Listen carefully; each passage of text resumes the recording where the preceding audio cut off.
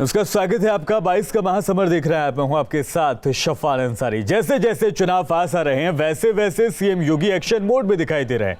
लखनऊ में सीएम योगी ने विरोधियों पर जमकर निशाना साधा। सीएम योगी ने सुरक्षा, माफिया और कोरोना महामारी के मुद्दे पर विपक्ष पर सवाल खड़े किए।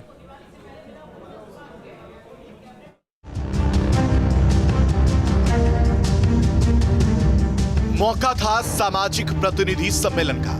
इस दौरान सीएम योगी ने माफिया राज को लेकर पिछली सरकारों पर जमकर निशाना साधा और अपराधियों को सख्त चेतावनी भी दी। आज कोई माफिया सिर उठा करके नहीं चल सकता है। कोई माफिया प्रदेश के अंदर सिर उठा करके नहीं चल सकता है। दुस्साहसिक तरीके से किसी गरीब की, किसी व्यापारी की संपत्ति पर कब्जा नहीं कर सकता है, और अगर करेगा तो उसे मालूम है उसके बाद के फिर परिणाम क्या होने जा रहे हैं। उसके बाद के परिणाम भी मालूम है। सीएम ने कहा कि पहले त्योहार पास आते ही दंगे शुरू हो जाते थे, लेकिन आज पूरे प्रदेश में सुरक्षा का माहौल है। त्योहार आता था तो पिछली सरकारों में दंगे शुरू हो जाते थे, बड़े बड़े दंगे होते थे, सारा धंधा चौपट, पर्व और त्योहारों में कर्फ्यू लग जाता था। आज कोई पर्व और त्योहारों में दखल देने का कुछ सही प्रयास कर पाएगा क्या? मालूम है विजयादशमी में आपने देखा होगा शांतिपूर्ण तरीके से सारे कार्यक्रम संपन्न हुए, कहीं कोई दिक्कत नहीं हुई। दीपावली आ रहा है, बहुत भव्यता के साथ दीपावली का आयोजन होगा। कोरोना महामारी को लेकर सीएम योगी ने विरोधियों पर चुटकी ली। उन्होंने गांधी परिवार और समाजवादी परिवार पर सवाल खड़े किए। ये महामारी है, दुर्भाग्य से अगर ये महामारी कांग्रेस की सरकार के समय आया होता क्या होता? भाई बहन इटली भाग गए होते, भारत में नजर नहीं आते।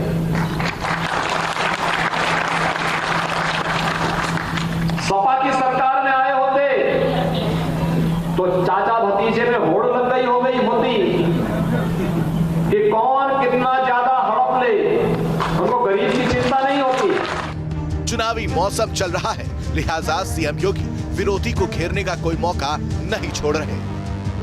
Team news state. और महिला दाव के सहारे कांग्रेस पार्टी यूपी में सियासी जमीन तलाश रही है। पहले यूपी विधानसभा चुनाव में 40% महिला उम्मीदवारों को टिकट देने का वादा किया गया और अब छात्राओं को लैपटॉप और इलेक्ट्रिक स्कूटी देने की बात कही गई है। यानी साफ है कि प्रियंका गांधी यूपी चुनाव में आधी आबादी रिझाने की पूरी कोशिश कर रही हैं। वहीं विरोधियों ने इस मौके पर कांग्रेस पार्टी पर चुटकी भी ली है। कांग्रेस का एक और महिला कार्ड।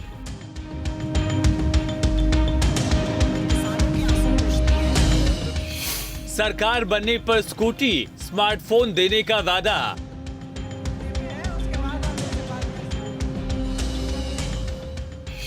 चालीस 40% महिलाओं को टिकट देने का भी दांव।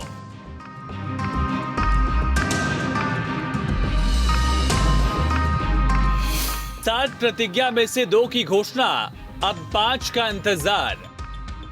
हमारी प्रतिज्ञा है कि महिलाएं उत्तर प्रदेश की राजनीति में पूरी तरह से भागीदार होंगी। यूपी चुनाव के लिए प्रियंका गांधी आधी आबादी को रिझाने में कोई कोर कसर नहीं छोड़ना चाहती। वो नई नई घोषणाएं कर कार्यकर्ताओं में जान फूंकने की पूरी कोशिश कर रही हैं। पहले 40% महिलाओं को टिकट देने की घोषणा और अब प्रदेश में कांग्रेस की सरकार बनने पर इंटर पास लड़कियों को स्मार्टफोन और ग्रेजुएट लड़कियों को इलेक्ट्रॉनिक स्कूटी देने की घोषणा को कांग्रेस का बड़ा दांव माना जा रहा है। कांग्रेस पार्टी इसे ऐतिहासिक फैसला बता रही है। ये एक ऐतिहासिक निर्णय है। कांग्रेस पार्टी ने एक बार फिर से अपनी ये दूसरी प्रतिज्ञा सामने लाने का काम किया है। प्रदेश में नारी शक्ति को सम्मान मिले, उनका स्वाभिमान बढ़े और उनको सुरक्षा मिले, इसको लेकर कांग्रेस पार्टी और श्रीमती प्रियंका गांधी जी लगातार संकल्पित हैं और काम कर रहे हैं। कांग्रेस महिलाओं के सहारे यूपी में सियासी मैदान फतह करने की तैयारी कर रही है, तो दूसरी तरफ विरोधी इस पर तंज कसने में पीछे नहीं हैं। कांग्रेस पार्टी तो आसमान से तारे तोड़कर भी ला सकती है इस समय। कांग्रेस पार्टी के पास जीतने के लिए आज दर्जन भर सीटें ऐसी नहीं हैं जहां वो ये दावा कर सके कि वो चुनाव जीत जाएं। हाथ के पंजे उनके चुनाव निशान में जितनी उंगलियां हैं उतनी सीटें जीत जाएं तो बड़ी बात है। और उसके बाद वो आप चाहे महिलाओं को 40% सीटें देने की बात कर रहे हों या स्कूटी देने की और तमाम तरह के नए नए लुभावन वादे करने की बात करें, जनता इस लुभावन वादों में नहीं आएगी। यूपी चुनाव जीतने के लिए हर पार्टी वादों की झड़ी लगा रही है। आम आदमी पार्टी ने सरकार बनने पर 300 यूनिट तक फ्री बिजली का वादा किया, तो इससे पहले 2012 में समाजवादी पार्टी ने भी 12वीं पास कर चुके छात्रों को मुफ्त लैपटॉप देने की घोषणा की थी। वहीं योगी सरकार ने भी युवाओं के तकनीकी सशक्तिकरण के लिए मुफ्त स्मार्टफोन और टैबलेट बांटने के प्रस्ताव को मंजूरी दी है। इस योजना पर करीब 3000 करोड़ रुपए खर्च होंगे। कांग्रेस 7 प्रतिज्ञा के सहारे यूपी फतह करने की तैयारी में है, लेकिन अब देखना होगा कि आखिर 2022 में जनता किसकी सरकार बनाने की प्रतिज्ञा लेती है। Team news state. विधानसभा चुनाव को लेकर सभी दल अलग अलग जातियों को साधने में लगे हुए हैं। इसी को लेकर भी बीजेपी भी अब मंथन बैठकों का दौर लगातार कर रही है। ज्यादा जानकारी दे रहे हैं हमारे संवाददाता अविनाश सिंह। विधानसभा चुनाव से ठीक पहले ओबीसी वोटरों को साधने की हर पार्टी कोशिश कर रही है और इसी कड़ी में भारतीय जनता पार्टी ने भी ओबीसी सम्मेलन की शुरुआत की है, जिसमें कि अलग अलग जातियों का भाजपा सम्मेलन कर रही है। आज भी ओबीसी सम्मेलन का लखनऊ में आयोजन किया गया था। कुछ लोग हैं जो इस सम्मेलन में हिस्सा लेने आए हुए थे। कार्यक्रम में आया था माननीय मुख्यमंत्री जी के कार्यक्रम में, उसमें हम लोग अपने मांग पे इसलिए अड़े हैं कि हम लोग कसौंदन जाति पिछड़ा वर्ग में होने के बावजूद भी प्रदेश सरकार और इसके जो भी सरकारी तंत्र है वह हम लोगों का ओबीसी सर्टिफिकेट देने में बिल्कुल आनाकानी कर रहे हैं। और प्रदेश सरकार से इस बात की मांग करने के लिए हम आए थे कि हमारा ओबीसी का सर्टिफिकेट अतिशीघ्र जिलाधिकारी महोदय के द्वारा निर्गत कराया जाए। आपको क्या लगता है कि जो ओबीसी समाज है इस वक्त पूरे प्रदेश में वो किसके साथ है? हमारा संपूर्ण समाज बीजेपी के साथ संलग्न है। मेरा तो साफ साफ कहना है कि ओबीसी के अगर कोई एक नेता है तो आदरणीय श्रद्धेय बाबू कल्याण सिंह जी थे, वही हैं, वही रहेंगे। हम लोगों के दिलो दिमाग में हमेशा वही रहेंगे। उन्हीं के नेतृत्व में हमें लगता है अभी तक उत्तर प्रदेश का विकास होता आया है। अब उनके उत्तराधिकारी के रूप में आदरणीय योगी आदित्यनाथ जी ने उत्तर प्रदेश की कमान संभाली है, तो उत्तर प्रदेश का हर वोट ओबीसी वर्ग का वोट आदरणीय योगी आदित्यनाथ जी के साथ चलेगा। वो इसलिए चलेगा क्योंकि योगी आदित्यनाथ जी ने संपूर्ण समाज को एक साथ लेकर, संपूर्ण वर्ग को एक साथ लेकर उत्तर प्रदेश के विकास की नींव रखी है। अगर हम पूरे प्रदेश की बात करें तो पूरे प्रदेश में तकरीबन 50% के आसपास जो ओबीसी वोटरों की है वो संख्या है और सभी राजनीतिक दलों की कोशिश है कि इस वोट बैंक को साधा जाए। लेकिन अगर हम ट्रेंड देखें तो 2014 के बाद से पूरे प्रदेश का जो ओबीसी वर्ग है कहीं ना कहीं भाजपा के साथ ज़्यादा दिखता है और भाजपा की कोशिश यही है कि जो उसका ओबीसी वोट बैंक है उसको और ज़्यादा मजबूत किया जाए। वीडियो जर्नलिस्ट सुफिकान के साथ Avinash Singh, news state, Lucknow.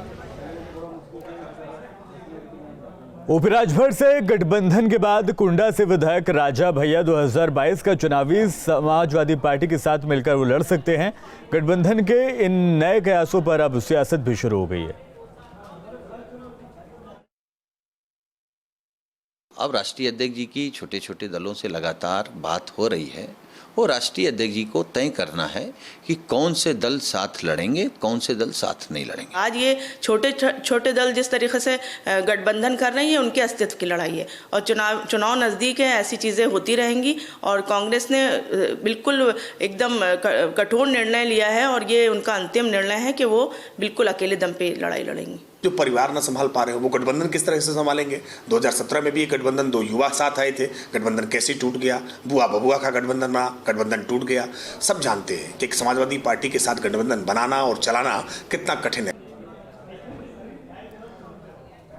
Mission 2022 को लेकर बीजेपी तैयारियों में जुटी हुई है। इसी को लेकर पीएम मोदी 25 अक्टूबर को काशी में जनसभा को संबोधित करेंगे।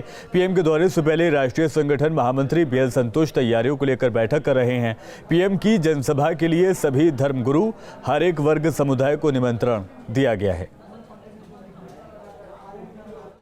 काशी भारत की सांस्कृतिक राजधानी है और विश्व का एकमात्र जीवंत शहर है।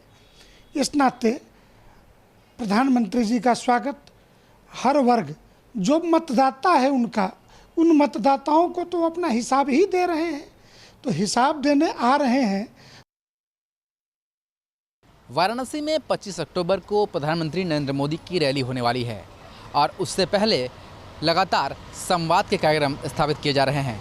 वाराणसी में बीजेपी के राष्ट्रीय मंत्री BL संतोष इस समय पहुंचे हुए हैं और वो धार्मिक गुरुओं से भी मुलाकात कर रहे हैं और साथ ही पन्ना प्रमुखों के साथ बैठक भी कर रहे हैं।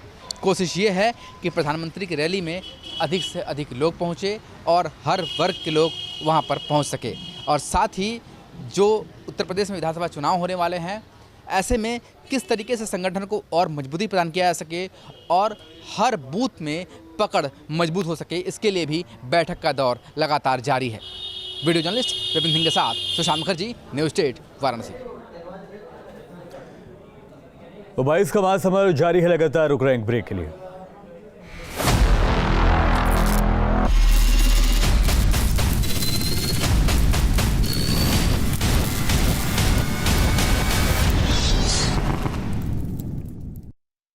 और चलिए 22 के महासमर में बढ़ते आगे। आम आदमी पार्टी के राज्यसभा सांसद संजय सिंह ने तिरंगा यात्रा को स्थगित कर दिया है। नई तारीख के साथ फिर वाराणसी से वो तिरंगा यात्रा निकालेंगे।